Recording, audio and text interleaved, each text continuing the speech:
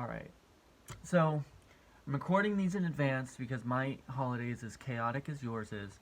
And so, full of stuff and full of plans and full of events and all of that. So, I'm recording this in advance. It'll come live Christmas Day, right? Hopefully.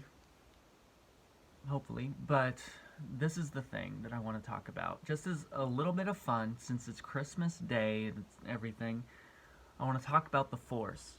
So Star Wars has a new installment out now. I have not yet been to see it, but I want to talk about how the fact that I loved Star Wars growing up. We had the original 3 films on VHS, and I would watch them back to back over and over and over as a kid. I was just entranced by them. I loved them. I loved the characters. Hated C-3PO even back then. But I loved the idea of the lightsaber and the blasters and the spaceships, the snow speeder from Empire Strikes Back is my favorite science fiction vehicle of all time. I love that thing. I can't really put my finger on why, but I do. But I love that. And so I loved them. And so when the new trilogy, the prequel trilogy came out, when I was whatever age I was when they came out, we went to see all 3 of them in theater. And as young as I was just like, I was still entranced by them. The bright colors, the explosions, the lightsaber battles. Like, I still liked them. I didn't have the appreciation for literature and story that I have now to be able to see through some of the nonsense there. But in the first one, The Phantom Menace, we find out what is the Force and the Midichlorians. And it's something that I've always puzzled about ever since then.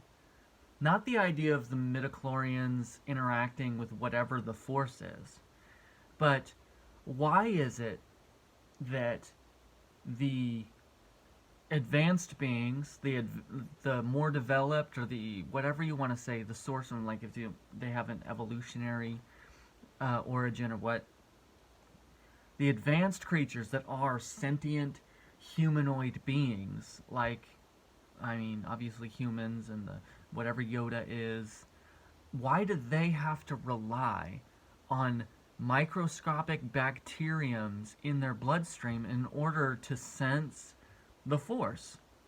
That's weird. Why is it that midichlorians are the only things, seemingly, throughout the entire galaxy that is capable of experiencing whatever this Force is? If it's true, because as Qui-Gon explains the thing to Anakin, he's like, if it's true that the Force is this conscious wave or whatever that penetrates and infuses everything, interacts with all matter, then why can't cognitively advanced beings sense it on their own, separate from these, whatever they are, these sensitive bacteriums? How did they even discover that to begin with? But that's weird. Like, it seems like it would be the opposite way, that it would be the more advanced you are biologically, the more developed you are, more lobes in your brain, the more brains you have, like, because certain aliens have multiple brains, the more that they have, that the more access to the Force that would give them, not just kind of bloodstream by bacteriums. Like, it's an infection almost, like a symbiotic infection. And then additionally, if I get a blood transfusion of midichlorian infused blood, does that increase my ability to sense the Force? Can I, if I am not Force sensitive, can I get, like, if I know someone who is Force sensitive, can I get some of their blood as routine, like, infusions and inject that stuff with a syringe or with like a blood pack, and that give me Force access, and then me do things with the Force on limited basis? If I do that a lot, is it possible that they can just kind of come to live with me forever? Like, or if me putting those in, or will my immune system attack it? What would happen? That's my question. What would happen?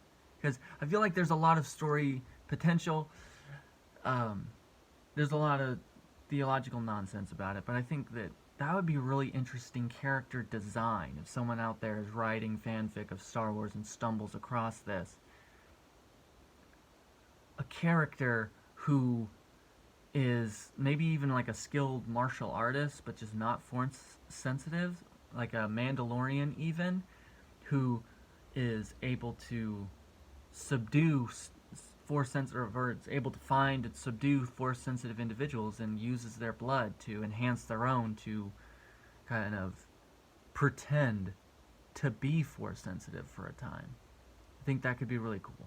But anyway, all that aside, Merry Christmas from me to you, and I hope that you will find some time to reflect, at the very least, on the importance of Christ in this world and the amazing nature of him being and just coming to live in flesh with us. And then additionally, what the F with the freaking midichlorians?